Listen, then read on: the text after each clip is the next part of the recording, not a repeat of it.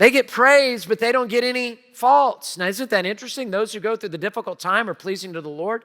Now, why? Because here's the why of it. No faults and no fear. Philadelphia also, we'll see, has no faults. But this is the reason. They chose the approval of God over the approval of man.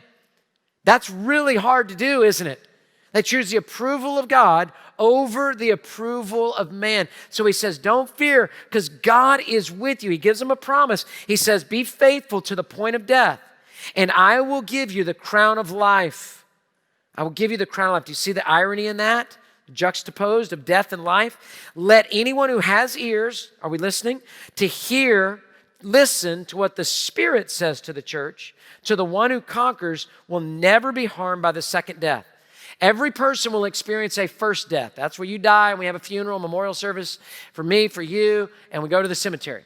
But the second death is the judgment seat of Christ, the great white throne judgment. And if you have trusted Jesus Christ, you have no fear of the second death, because that second death is based in the resurrection.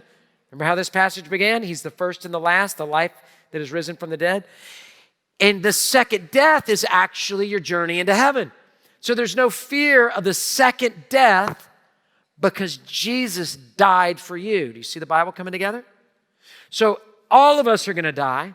I place my faith in Jesus Christ's death on the cross. So when I get to the second death possibility at the great white throne judgment, it's his resurrection that now takes me home to heaven.